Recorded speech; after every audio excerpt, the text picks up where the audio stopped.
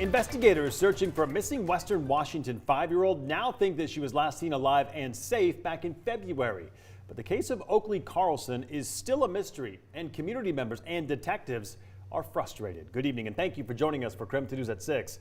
I'm Mark Hanrahan. Welcome, everyone. I'm Whitney Ward. So Oakley was first reported missing by a principal in the Oakville School District, and that only came after one of her siblings told them, quote, Oakley is no more. Now, right now, Oakley's parents are in jail facing abandonment charges, but that's for withholding medication from one of Oakley's siblings. The case has generated national media attention, but not enough tips to give to the community and those detectives the solutions they are hoping for.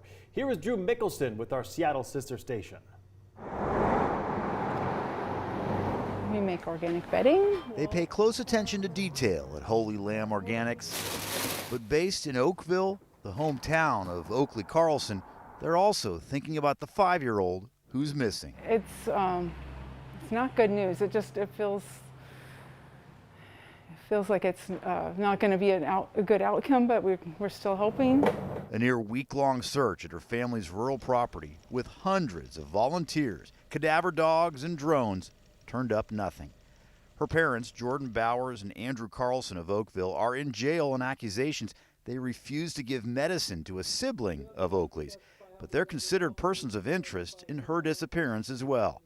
Police originally said Oakley was last seen alive in late January, but a new, supposedly credible tip has them thinking she was last seen February 10th.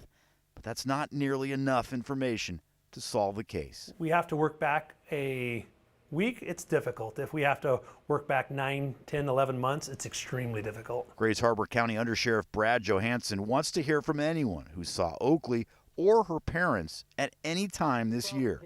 But they admit hope for a good outcome in all of this is fading. At this point, she was last in the care of her parents, and unfortunately, the reality that she's going to be recovered and safe and sound is becoming smaller and smaller.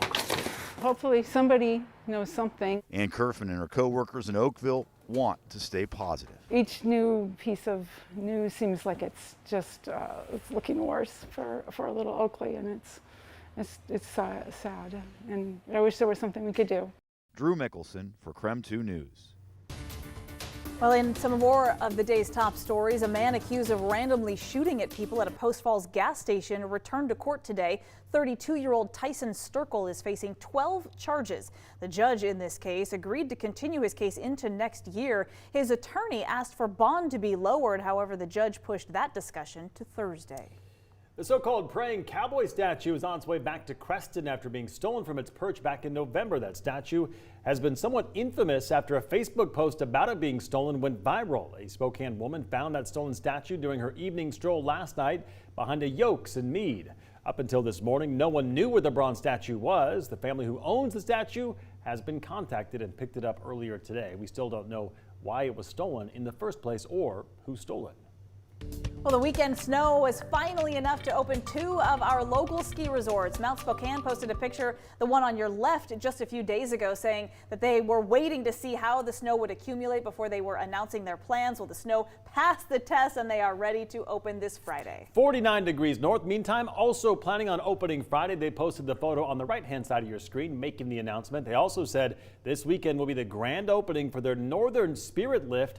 That's their brand new high-speed quad chairlift. Looking forward to that one, right? With that, let's get straight to weather. Chilly day today here in Spokane with temperatures stuck in the 30s. And as we approach the weekend, a chance for snow increasing perhaps. Yeah, and it's going to get really cold. We want to turn straight to Chief Meteorologist Tom Sherry for all the details. Tom. So I think we're going to see snow on very light amounts of snow on Thursday and a better chance of more moderate accumulations of snow on Saturday. We're seeing snow falling right now up at the pass level. A little hard to see there, but that is currently snow on the road and it is snowing there. The freeway is open. I-90 is open, but again, snow and slush on the roadway. Be careful. Well, we're below freezing right now as you look at that live picture of beautiful downtown Spokane and the ice ribbon. We're at 30 degrees. Just a few light snow showers currently in northeastern Washington, really up along the Washington and Canadian border. But see over on the west side in the Cascades, that's the snow that's falling on Snoqualmie Pass. We'll look for dry weather this evening and overnight with patchy fog and a low of 25. Tomorrow, cloudy, dry, 35. Could see snow develop late tomorrow night, more likely though on Thursday. And for the weekend, as I said before, moderate amounts of snowfall Saturday, and it will be dry and chilly on Sunday with a high of 34. I've got more temperatures in the teens in your 10-day outlook, and that's coming up in a few minutes. All right, sounds good. Thank you.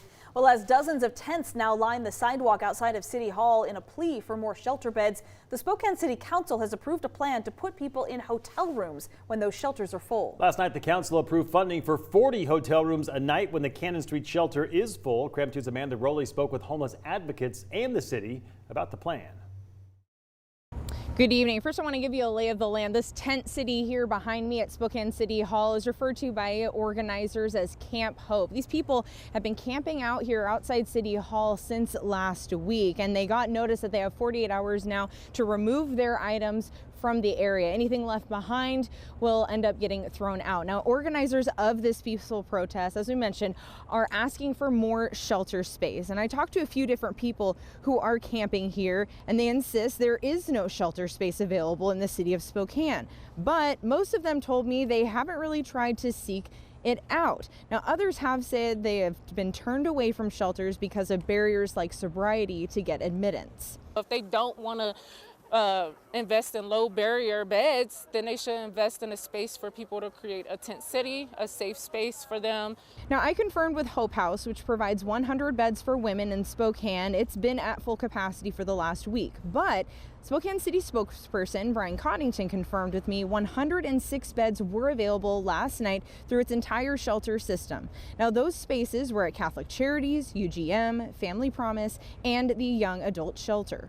So for those who are here and those who are advocating on behalf of them, we would strongly encourage them to direct people to shelters to spend the night out of the elements in a bed or in a space that is indoors. Additionally, last night, Spokane City Council approved a resolution that secures 40 hotel rooms a night when the Cannon Street shelter is full. And that, of course, is operated by the Guardians Foundation. Now, how it works is people will check in at the Cannon Street shelter, and from there would be directed to the hotel for those overflow rooms. 20 of the 40 rooms have already been made available this past week. The remaining 20 will soon be available as well. Now, I want to be clear that 48-hour notice that people received here at this Camp Hope tent city outside of City Hall is not in response to the additional bedroom or beds made available through that contract with the Guardians.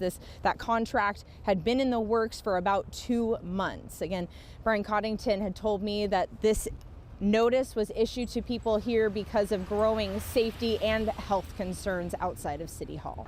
Reporting from Spokane City Hall, Amanda Rowley, KREM 2 News. All right, still ahead tonight as scientists around the globe try to figure out how quickly Omicron is spreading and how sick it makes people. Cases are multiplying here in Washington. We are sitting down with researchers tasked with finding the new variant coming up.